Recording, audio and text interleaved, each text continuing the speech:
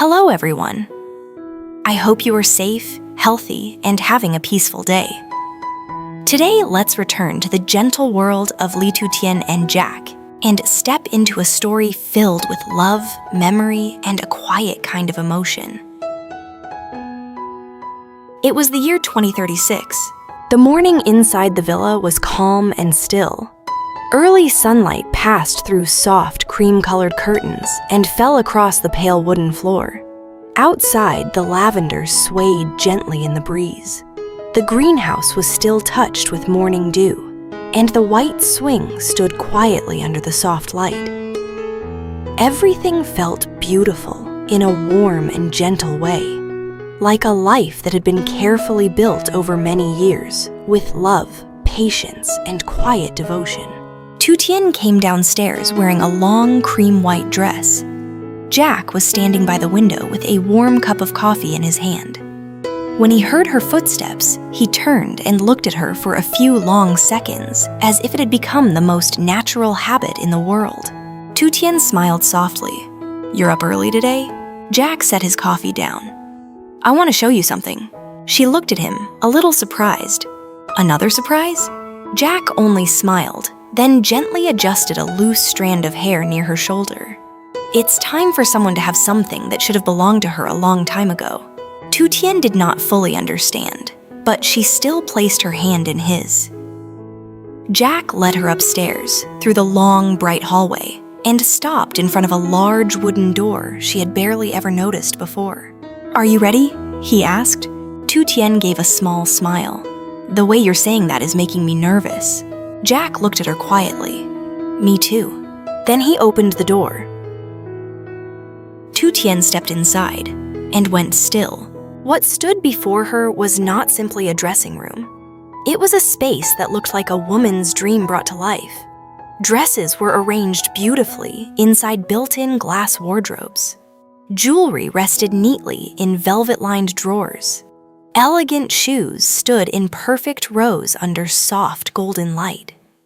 In the center of the room was a light-colored upholstered chair, a large vanity table, and a full-length mirror reaching all the way to the floor. Everything felt soft, graceful, feminine, and peaceful. Tu Tien slowly looked around the room, her voice trembling slightly. "Jack, when did you prepare all of this?" Jack answered softly. "Not all at once, little by little." He stepped farther into the room and looked around at everything. "There were times when I was away on business and saw a dress, and I thought, you would look beautiful in it. There were times when I saw a simple pair of earrings and knew you would like them. And sometimes, I just remembered little things you said a long time ago without even realizing it." Tu Tien fell silent. Back when life was still hard, she had never dared to dream of luxury. But deep in her heart, she had still done what many women do.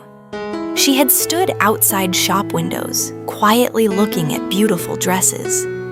She had looked at large mirrors and wondered what it would feel like to stand in a beautiful space of her own. She had seen rows of lovely shoes and silently told herself, maybe someday. Jack had remembered those tiny, unspoken things. Tu Tien slowly walked toward the shoe shelves. But among all the beautiful and elegant shoes, her gaze suddenly stopped. At the bottom, behind a low glass panel, was an old pair of sandals. Very old. The color had faded. The straps were worn. The soles were no longer new. In that dreamlike room, the sandals looked strangely out of place, like an old memory that refused to disappear. Tu Tien stood frozen. Then she slowly knelt down in front of the glass, staring at them for a long moment before whispering, "Why? Are they here?" Jack stepped closer and stood beside her. "A few years ago, when people were clearing things out of the old house, I found them." Tu Tien could not take her eyes off the sandals. "I thought they were gone." Jack spoke softly. "They almost were." He sat down beside her, his voice low and calm. "They asked me if I wanted to keep them. I said yes." Tu Tien turned to look at him, her eyes already red. Jack looked at the old sandals. "I know they are not worth much. And honestly, they do look out of place here. But I didn't keep them because they were beautiful. Tu Tien felt her throat tighten. Jack continued slowly. I kept them because I never wanted you to forget what you walked through in those years. And I didn't want to forget either. A tear quietly slipped down Tu Tien's cheek. People usually want to keep only the most beautiful things, Jack said. But to me, the most precious part was not when we finally had everything. It was when you had so little and still stayed kind, still stayed gentle, still thought of others before yourself. Tu Tien opened the glass panel and carefully lifted the sandals into her hands. They were so light, but the memories inside them felt unbearably heavy. You really kept them, she whispered. Jack looked at her. Yes. For all these years? Yes. For me? Jack was silent for a second, then answered. For the woman who wore those sandals and kept walking until she became who she is today. Tu Tien broke into tears. Jack gently wiped her tears away. Through her blurred eyes, she looked at him and said in a trembling voice, I thought, you brought me here so I could be happy because of the dresses, the shoes, the beautiful things. Jack smiled faintly. I did want you to be happy because of those things. Then his voice softened even more. But I didn't make this room just to show you what you can wear now. I made it so you would know that in my eyes, you deserve all the softness and care that life once denied you. Tu Tien held the old sandals against her chest, tears falling without stopping. In that dressing room of 2036, where everything was beautiful and bright, the sandals no longer looked like a mark of poverty. They had become proof that one man had loved her deeply enough not only to give her the beauty of the present, but also to protect the long, difficult road she had once walked alone. After a while, Tu Tien carefully placed the sandals back where they had been and slowly stood up. She looked around the room once more. The dresses, the mirror, the jewelry, the quiet elegance of every detail. It was all beautiful. But now she understood that what filled her heart was not simply the luxury. It was the feeling of being understood in the smallest, deepest parts of herself. She looked at Jack, her eyes still wet. Thank you. Jack shook his head gently. You don't need to thank me for this. Why not? He placed his hands softly on her shoulders and looked at her for a long moment. Because everything in this room should have been yours from the beginning. And the sandals. I only kept them so that one day when you stand in front of the most beautiful mirror, you will still remember that the woman you were back then was already precious.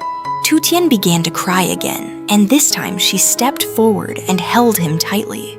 Outside, the flowers in the garden moved softly in the breeze.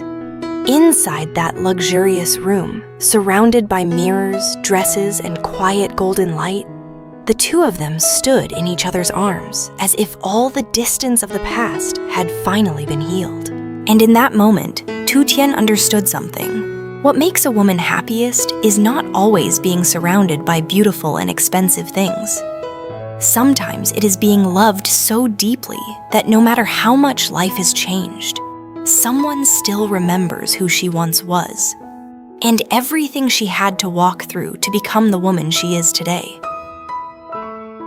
Some gifts make people pause in admiration for a moment, but some gifts reach the deepest part of the heart because they do not only speak of the present, they also hold an entire life that came before it. The dressing room Jack gave Tu Tien was beautiful, but the thing that made her cry was the old pair of sandals still carefully kept in its place. Because sometimes the thing that moves a woman most is not the most expensive gift. It is the proof that someone never forgot the silent, difficult road she once walked alone.